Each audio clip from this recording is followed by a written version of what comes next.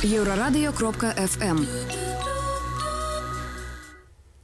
Прывітанне сябры, пры мікрафоне Марыя Вайтовіч, таксама моя калега Наста Бойко, і наш сённяшні госць гэта Бектур Искандер. Бектур, прывітанне. Привет. Прывітанне. Так правильно беларуская мова. Так, Бектур да нас прыехаў з Кыргызстана. У 2007 годзе ён заснаваў у Кыргызстане выданне «Клуб». На рэзанансныя расследаванні «Клуб» спасылаюцца сусветныя медыа свету, так нават не ведаючы аб тым, што ў «Клуб» працуюць школьнікі, студэнты, ну і зусім яшчэ маладыя журналісты. Так? У той же самы час беларусы працягваюць верыць у міф, што нібыта без дыплому няма працы. І таксама на працы кажуць, што без дыплому, часам кажуць, што без дыплому іх не прыняць. Вось як так адбываецца, так, што працуе вельмі такая прагрэсіўная медыа, так, працуе ў Кыргызстане, і адначасова там дзеці, школьнікі, там вось такое можа быць? Ну, практика наша показывает, что может быть. И я думаю, это во многом мы эту модель создали, потому что мы сами с моим другом, с которым мы «Клуб» открыли, мы сами дети такой модели, наверное, в какой-то степени, потому что мы начали заниматься журналистикой, когда нам самим было лет 15-16. Мы ходили в одну студию, где мы делали телепередачу и выпускали журнал. И поэтому, когда мы открывали «Клуб», во-первых, это все было в той организации, создавалось в стенах ее, и мы абсолютно не сомневались в том, что когда к нам будут приходить старшеклассники и студенты, что они смогут прекрасно справляться с работой, потому что мы сами в такой среде просто выросли. Бектур, дзякую. Скажи падрабязней, калі ласка, вось калі з'явіўся «Клуб», так? Якія гэта былі падзеі, мабыць? Што адбывалася тады ў Кыргызстане? Наколькі гэта было складана? Ці вось просто так вы открыли и всё, «Клуб» працуе? Вообще, как бы с одной стороны, мы это так просто все делали, что сейчас, когда я осознаю, в какое время это было, мне становится немного страшно, если честно, потому что это были самые худшие, наверное, годы в нашей истории с точки зрения как раз свободы слова и с точки зрения того, что могли делать журналисты. Это был 3-й год правления президента Бакиева, печально известного в Беларуси в том числе тоже. Вот, и как раз это было после первой уже революции, но так получилось, что, несмотря на то, что случилась революция, следующий президент, пришедший после нее, устроил в стране еще более худшую ситуацию в том, что касалось работы журналистов. И поэтому, когда мы основали «Клуб», мы даже не думали, что так быстро втянемся в какие-то очень интересные истории, связанные с освещением политики. Но так получилось буквально вот с первого года существования нашего, что мы застали просто вот те события, которые потом предопределили все самые худшие вещи, которые, наверное, в истории Кыргызстана случались. Это был референдум по изменению Конституции, который очень сильно укрепил тогда власть Бакиева. Это было, наверное, первое такое значительное событие политическое, которое мы освещали. И это было буквально через, там, я не помню, 3-4 месяца после того, как «Клуб» открылся. И это делали уже... И это был первый раз как раз в нашей истории, когда очень молодые журналисты этим занимались. А потом были выборы в парламент, тоже очень скандальные, потому что самую большую оппозиционную партию ее фактически дисквалифицировали, хотя она заняла 2-е место. И парламент стал таким суперручным, и в основном состоял из таких очень провластных депутатов. Вот. Так что да, это был очень интересный период. И, наверное, тогда мы не совсем осознавали, насколько это сложный период. Сейчас, ретроспективно, я понимаю, что мы умудрились открыть «Клуб тогда, когда, наверное, это было сложнее всего сделать. Вось я ўсё ж такі крышачку ведаю цяпер ужо гісторыю «Клуба». Учора Бектур выступаў у прэс-клубе з лекцыяй. І вось мне такое пытанне. А ўсё ж такі, калі ў рэдакцыі працуюць школьнікі, студэнты, гэта зразумела, што нейкія рызыкі. І як вы на іх пайшлі і што часам адбывалася ў рэдакцыі? Я гэтую гісторыю ўжо ведаю, але гэта вельмі цікава. Да, это очень хитро спрашивать о том, о чем знаешь. Не, я шучу. Вообще, изначально при этом у нас была такая политика, что те студенты, кому нет 18, мы их ни в коем случае не отправляем на какие-то репортажи, допустим, где есть угроза их там, здоровью или тем более жизни. Конечно, потом возник такой вопрос, что делать, если, допустим, они даже физически не едут куда-то, но сама публикация материала, она может принести им какой-то вред. У нас был как минимум один случай, когда мы не стали указывать, допустим, имена авторов материала и поставили мое имя. Потом такая же политика была, допустим, если, я не знаю, нас вызывали куда-нибудь на беседу сотрудники спецслужб, то ходили мы с Ренатом вместо тех, кто, допустим, писал. Потом впоследствии, когда главным редактором стал Эльдияр Арыкбаев, то он стал ходить на всякие такие встречи. И поэтому как бы, наверное, тоже, да, это было одной из мер. Все зависит от того, с чьей стороны риск. Если это риск, допустим, со стороны государственных органов, то тогда есть возможность у нас, как у официальных представителей организации, идти и самим разбираться, допустим, с госорганами, да. И в этом плане мы, конечно, защищаем наших студентов и журналистов. Другое дело, что если, допустим, это риск не со стороны государства, а со стороны, я не знаю, криминала, например, или просто каких-то неадекватных людей, то там мы просто, каждый раз в ситуации смотрим и просто стараемся не вовлекать несовершеннолетних туда, где у них такой риск будет. Вікторія, скажи, калі ласка, ось ми кажемо там студенти, дзеці кажемо увесь час, а колькі гадоў было самому маладому журналісту КЛОП? Я думаю, что рекорд у Нурджамал Джанибековой. У нас есть вообще замечательная Нурджамал, которая пришла к нам, когда ей вообще-то еще даже 14 не исполнилось. Но, во-первых, то есть как бы у нас не было прям такого жесткого порога. Мы ориентировались, что в основном мы будем работать с людьми, которым там 15 лет и старше. Один раз к нам пришел мальчик, которому тогда было 14 лет, но он настолько был зрелым и так клево разбирался уже, на самом деле, в политике, следил за всем этим, что мы на самом деле не поняли, что ему там нет 15, например. Мы об этом узнали с большим удивлением там, впоследствии, когда он праздновал день рождения, мы такие, о, прикольно. И вот он как раз примерно сразу же после своего дня рождения стал парламентским корреспондентом. И это была его инициатива. Он очень хотел просто иметь прямой доступ к депутатам парламента, и поэтому он пошел туда. Мы буквально подписали ему пару документов, он их подал, и ему дали парламентскую аккредитацию. Нурджамал потом все эти рекорды побила. И то же самое с ней было. Мы понятия не имели, сколько ей лет, и потом просто это случайно как-то выяснилось. Но она как-то настолько себя так проявляла здорово с первых дней, что, например, я вообще не чувствовал, что ей 13 еще. Гэта самае цікавае, насамрэч, я вось таксама распавяду. У мінулым годзе я праходзіла стажыроўку ў КЛОП, я была ў Бішкеку, і першае, на што я звярнула увагу, гэта было менавіта тое, што людзі, якія мяне чамусьці там вучылі мяне здымаць відэо, монтаваць, яны былі нібыта мяне малодшыя, але ж мне было ўяўленне, што гэта людзі мяне старэйшыя, яны больш ведаюць, то бок таго, што не ведаем мы часам, так? І мне цікава, вось, а якія тэмы хвалявалі журналістаў вось маладых і хвалююць у КЛОПе? Да, примерно, мне кажется, те же темы, что и взрослых. Я не думаю, что прям есть какая-то... Ну, то есть... В Кыргызстане настолько политизированное общество, что, мне кажется, какими-то социальными вопросами люди начинают увлекаться в достаточно раннем возрасте. И поэтому, когда мы собираем студентов, да, приходят эти старшеклассники, то их уже начинают волновать какие-то серьезные бытовые проблемы.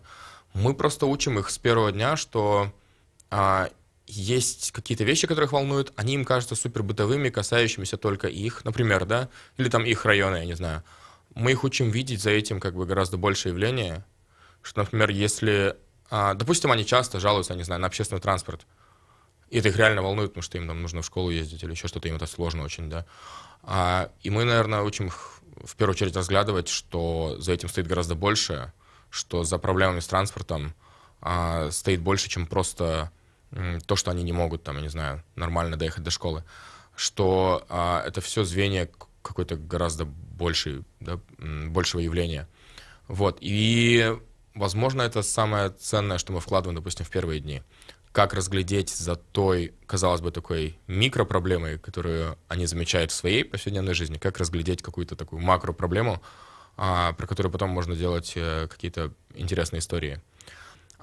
И поэтому, да, учитывая, что страна в целом бедная, и я думаю, что очень многие, кто к нам в клуб приходили, да и как бы мы сами тоже из такого не очень богатого бэкграунда были, да, они прекрасно видят уже какие-то серьезные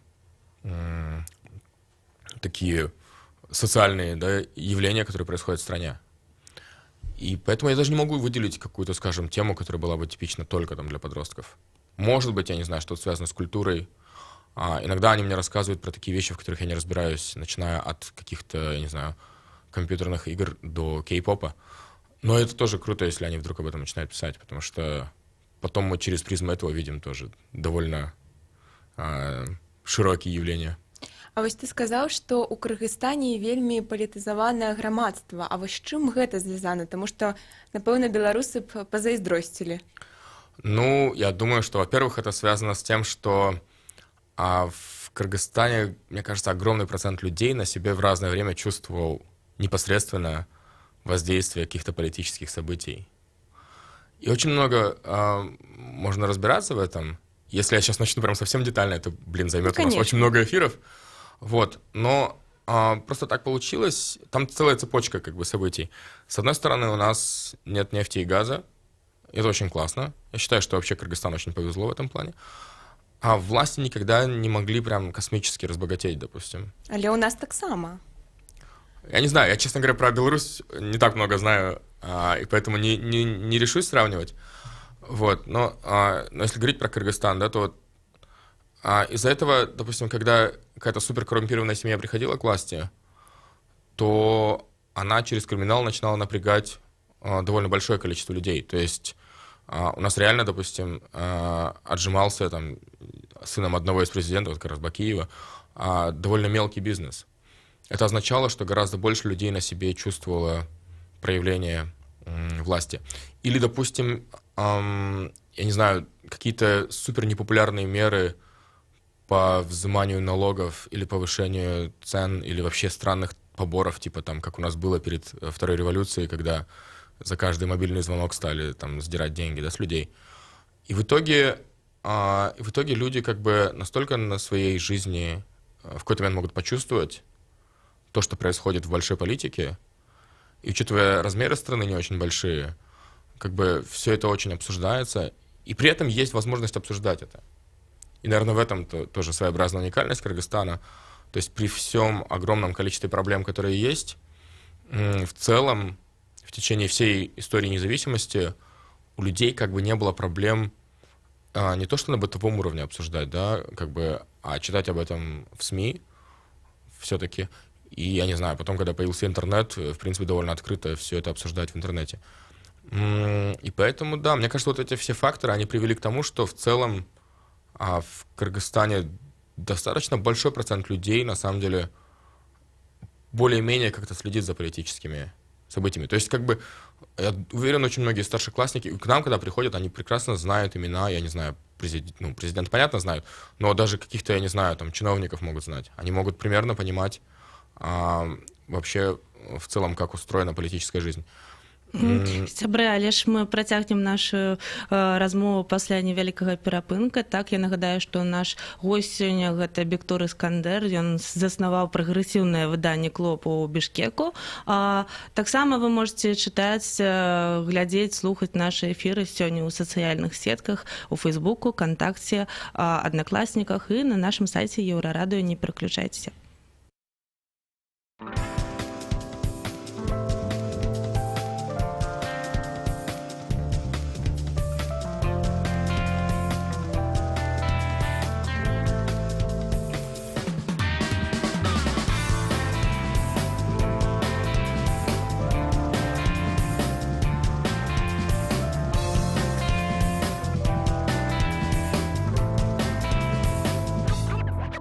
Я дивлюсь телевізор, і мене там майже все кумарить.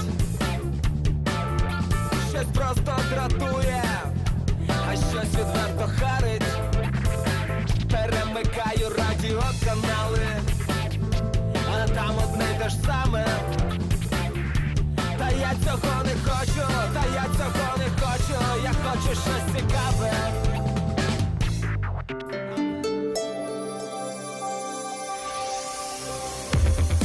Еўрарадыё. Час ведаць, што адбываецца. Вітаю, каротка пра асноўныя падзеі. Александр Лукашенко зрабіў некалькі рэзанансных заяваў, якія тычацца беларускага войска. Праз войска, на ягоную думку, павінны прайсці ўсе, відавочна маючы на ўвазе маладых мужчын. Лукашенко зазначыў, што ў цяперашні час існуе завялікая колькасць медычных падстаў для атрымання тэрміноўкі. Не толькі сур'ёзнае захворванне, але і нязначныя парушэнні, плоскаступнёвасць і касое вока, прывёў прыклад Лукашенко. Будзем на Радзе бяспекі разглядаць праблему набору і вызначым хваробы, з-за якіх служыць не могуць. Паглядзім па тэрмінах службы, па часе, па іншых напрамках, абяцае Лукашенко. Якая б армія ў нас не была, але гэта школа, і чалавек павінен адслужыць у войску. Лукашенко таксама заявіў, што сур'ёзна думае над вяртаннем у Беларусі чагосьці падобнага да савецкага комплексу ГТО, гатовы да плажацыі і абароны. Адтэрміноўку ад вайсковай службы для адукацыі ў Беларусі можна будзе атрымаць толькі раз. Пра гэта заявіў міністр абароны Андрэй Раўкоў і прывёў наступныя лічбы. 70 чалавек са 100 ў краіне атрымоўваюць адтэрміноўку і стараюцца ўвогуле не ісці ў войска. Ад пачатку лютага украінскі тэлеканал УАТВ з'явіўся ў кабельных сетках Беларусі, паведамляе украінскі амбасадар Ігор Кізім. Ён распаўсюджваецца кабельнымі распаўсюднікамі ўжо на Мінскі раён, а будзе распаўсюджаны і на ўсю Беларусь аператарам кабельных сетак. Сёння таксама ў Беларусі месцамі захаваецца парывісты моцны вецер да 20 метраў на секунду, у сувязі з чым сіноптыкі абвяшчаюць штармавое папярэджанне і заклікаюць быць асцярожнымі.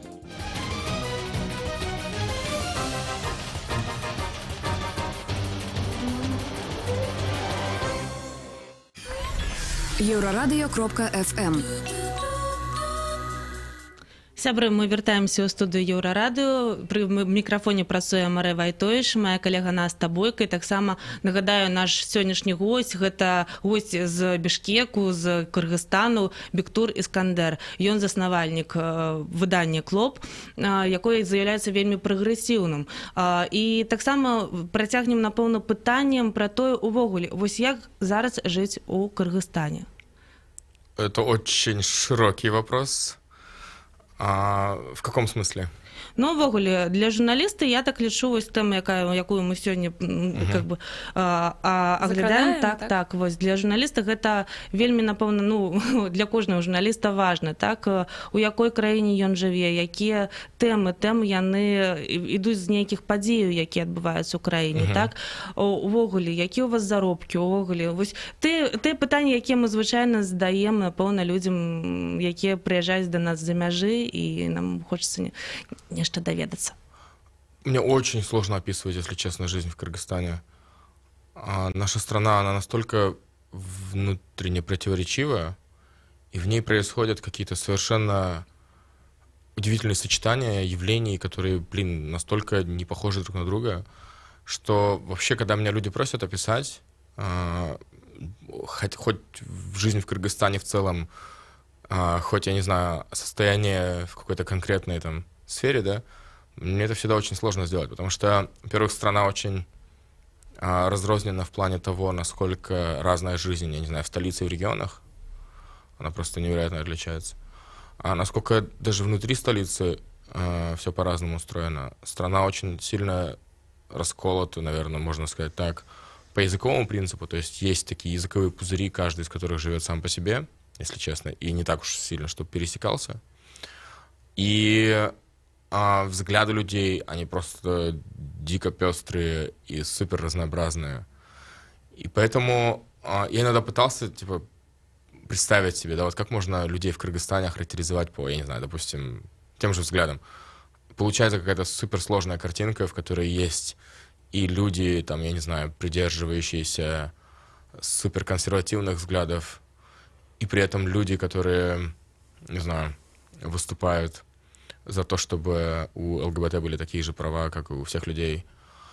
И это все может быть... И причем каждая из этих групп может быть очень активна в том, чтобы выражать свои эти взгляды.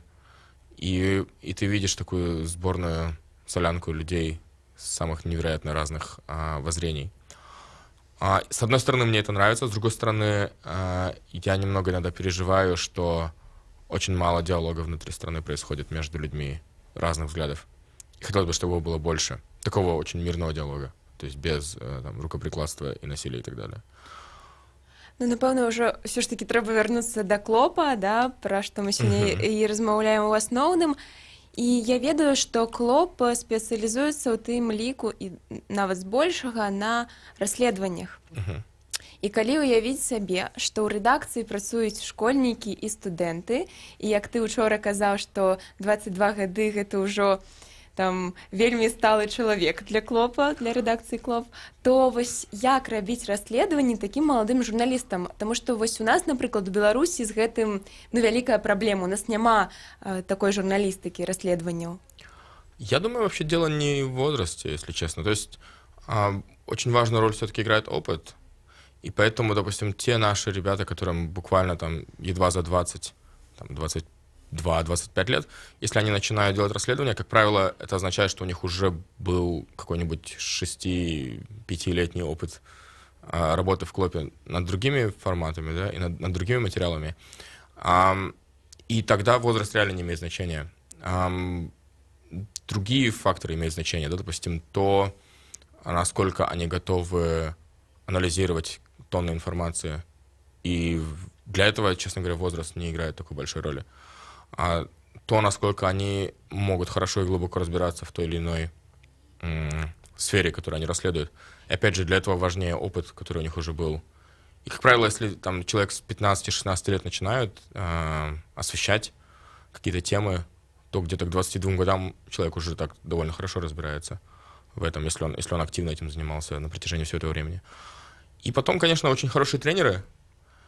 Мы сотрудничаем с очень клевыми расследовательскими редакциями со всей, как минимум, Восточной Европы и там, бывшего Союза. Мы вошли в OCRP, это, наверное, самая крутая сеть расследователей и журналистов, которая существует вообще в Восточной Европе, опять же, и там, в Центральной Азии, и не только там. И мы очень стараемся наших самых активных журналистов отправлять на тренинги, чтобы они учились у других журналистов. Огромное количество выпускников клопа побывало где-то на учебе за границей, на каких-то краткосрочных программах, иногда и не только краткосрочных. И все это, конечно, помогло им начать разбираться в таких вещах, которых, честно говоря, некоторые из них могут делать вещи, допустим, во много раз лучше меня, при том, что я был когда-то там их первым учителем, может быть, да. Меня это дико радует, на самом деле. Мне очень нравится, когда такое происходит, да. И есть молодые журналисты клопа, которые, я не знаю, намного лучше основателей клопа могут разбираться, например, в том, как, я не знаю, читать бухгалтерские документы или как скрепить базы данных, и чтобы находить там какие-то паттерны прикольные. А вось у вас было вельмі класнае расследаванне, мне спадабалася, што ты распавядаў пра карупцыю. Да? Магчыма, вось ты так коротко распавядзі, хто яго рабіў і ў чым там был сэнс. Я думаю, ты имеешь в виду про коррупцию при госзакупках? Так. С латиницей было связано. Да, это, кстати, одна из первых таких наших прям совсем больших серий расследований. Она была про то, как Министерство образования, изначально мы их нашли, использовало скрытую латиницу в объявлениях о госзакупках, меняя буквы кириллические на такие же буквы латиницы, чтобы спрятать их, и чтобы невозможно было найти эти объявления через поисковой запрос, чтобы только свои люди знали о том, что объявлен там тот или иной тендер. И в итоге, да, они пытались так учебники, производство учебников так выставить на госзакупках на сумму где-то около $2 миллионов. И да, все эти тендеры, конечно, выиграла одна компания, которая только одна и участвовала в них. И тогда это привело к целой серии расследований. Потом не только мы этим занимались, еще пара изданий подключилась к тому, чтобы об этом писать. Коррупционная латиница, так это явление называется. Что в итоге привело к изменению в законодательстве, когда на уровне правительства было какое-то постановление, по-моему, о том, что запрещено отныне в тендерных этих заявках, в объявлениях тендерных смешивать латиницу с кириллицей в одном слове. Это очень странно звучащее постановление, но оно абсолютно актуально было на тот момент. Да, это один из примеров. Это, наверное, редкий пример, когда наши расследования привели к таким последствиям. Очень часто расследования на самом деле не приводят ни к чему. Наверное, журналисты на это не могут влиять, и после публикации те процессы, которые пойдут в стране, они абсолютно не в наших силах, и мы как бы в любом случае довольны тем, что мы делаем. Но да, я думаю, большая часть расследований журналистских, она как бы просто информирует людей, но потом прям сразу такие изменения какие-то не происходят обычно. Ты вось кажаш, не приводит ни к чему, так? Вось, а ўвогуле, якія-небудзь мінімальныя змены ёсць, адчуваецца, нейкая рэакцыя ёсць? Она, конечно, есть. Если реакция, то она точно есть, обычно. Я думаю, окей, правильнее даже так сказать. Сейчас пока что на этом историческом отрезке они не приводят. Но я абсолютно верю в то, что в долгосрочной перспективе постоянная публикация расследований, она приведет к очень хорошим изменениям. В принципе, как бы в целом сейчас, наверное, власти Кыргызстана стали более подотчетны гражданскому обществу, чем, наверное, когда-либо в истории. Это далеко от идеала, в смысле, я их не хвалю. Они очень много ошибок продолжают совершать, и очень много действий, которые я считаю неправильными. Но в целом, да, какие-то явления больше невозможно представить, допустим, да, в плане закрытости информации там, и в плане того, чтобы там давление на СМИ, оно все равно еще есть в какой-то степени, но уже не в тех масштабах, в каких оно было там лет 10 назад, например. Вось ты кажаш пра закрытую інфармацыю таксама, так? А наколькі цяжка працаваць над расследаваннямі? Это зависит от темы, я думаю. Честно говоря, и у нас не было пока еще расследований на эту тему. Вот самые опасные расследования, которые я могу себе представить, они все-таки связаны не с политикой в Кыргызстане. Я думаю, самые опасные расследования могли бы быть связаны с какими-то организованными преступными группировками, я не знаю, с наркотрафиком или еще с чем-то таким. И мы, честно говоря, не расследовали еще это. И это потребует гораздо больших тылов, защиты и так далее, потому что там реально придется очень страшных людей расследовать. Потому что с политикой проще, если честно. То есть как бы, максимум, что тебе государство сможет попытаться сделать, это, я не знаю, там, судебные дела какие-то открывать. Но с этим всем можно как-то бороться какой-то невероятной публичной дискуссией и жалобами в правозащитные организации и какой-то такой гражданской борьбой и так далее. Но если ты криминал расследуешь, мне кажется, там, вообще очень мало кто сможет защитить. Слухай, а ты, вось я пераб'ю, напэўна, так? Ты таксама закрануў тэму наркотрафіка, так? А скажы, у нас у Беларусі гэта зараз вельмі вялікая праблема увогуле, так? У нас саджаюць дзяцей, сур'ёзна, там моладзь, так? У нас перасаджаныя просто тысячы людей зараз сядзець за кратамі.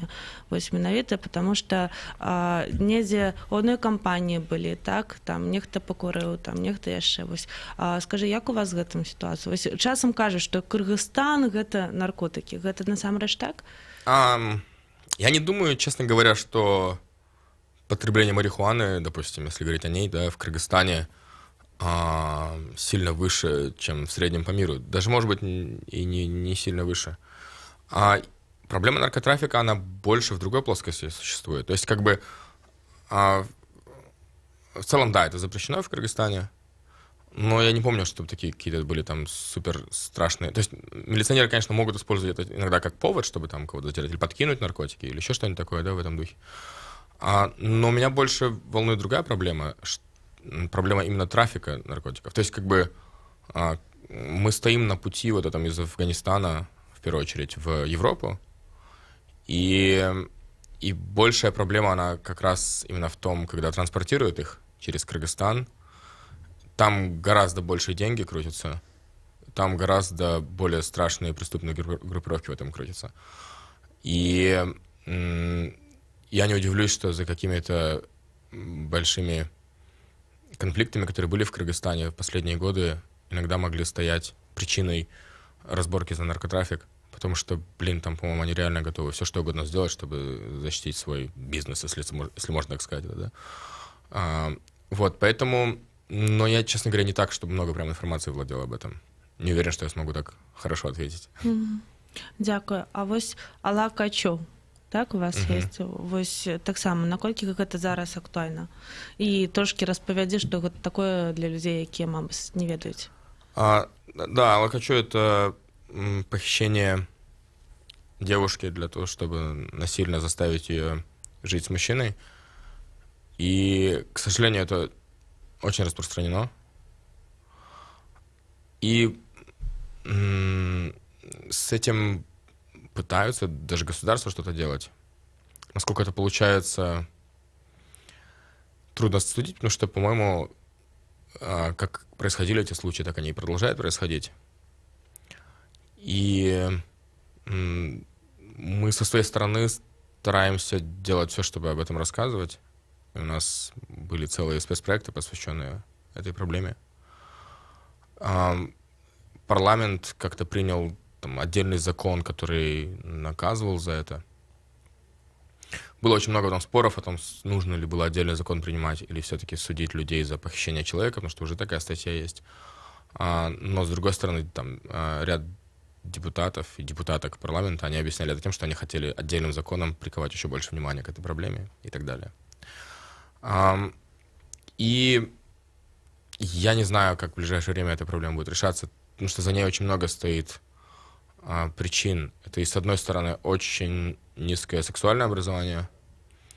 Это, наверное, в целом низкий уровень образования, потому что во многом культура похищения строится на именно внушении людям каких-то предубеждений и суеверий. То есть, я не знаю, девушку, когда похищают, ее пугают проклятиями, если она уйдет, типа такого, да. И это вызвано в целом этой культурой страх от того, что о тебе подумают люди, потому что часто девушек не принимают обратно в семьи, потому что родители говорят, как же ты можешь вернуться, ты теперь опозоришь нас, и что скажут люди, что скажут соседи. Это связано вообще в целом очень низкой образованностью мужчин, потому что часто это происходит из-за того, что мужчины просто в принципе не умеют знакомиться, гетеросексуальные мужчины, имею в виду, не умеют знакомиться с девушками, и для них это остается чуть ли не единственным способом. И в целом из-за того, что там, в консервативной среде Кыргызстана, например, тема секса табуирована, тема сексуального образования табуирована, и какие-то отношения вне брака, они выстраиваются с трудом и тоже по-своему шеймятся, да, с обществом. Вот этот весь клубок проблем, он привел к этой ситуации, на самом деле. Поэтому я вижу решение только исключительно через образование и через, я не знаю, сексуальную революцию, в хорошем смысле этого слова, которая в том числе будет идти через получение знаний. Віктор, у нас, на жаль, засталося не так шмат часу, так? І я все ж таки задам таке питання. Мені просто цікаво, як може бути у одній країні, так, а-ла Качу, і працювати видання «Клоп», якое там піднімає теми хатнього гвалту, наприклад, так? Ось як це? Хатній гвалт а-ла Качу. Краіна, Кыргызстан, так, традыцыі, якія я ведаю, што наконт Алакачу, калі кажуць, што гэта ўсё традыцыі, так шмат хто. Вось, і з іншага боку прагрэсіўныя людзі, якія глядзяць у іншы бок. Ну, во-первых, в этом то, что ты как раз описывал парадокс Кыргызстана, да, что в нем сочетается это все. С другой стороны, я думаю, что журналистике как раз-таки легче всего в таких условиях развиваться. Потому что у нас есть реально очень много историй, о которых стоит рассказывать. И при этом как бы у нас есть возможность эти истории рассказывать. И я как раз вижу очень логичным, что Кыргызстан стал местом, где реально очень можно круто изучить журналистику. И очень часто это происходит в таких странах далеко не идеальных. Дзякуй вялікі. Гэта быў наш гость Бектур. Бектур заснаваў прагрэсіўнае выданне «Клуб» у Кыргызстану. Таксама з вами працавалі Марыя Вайтовіч, Наста Бойка. Заставайцеся на Еўрарадыё.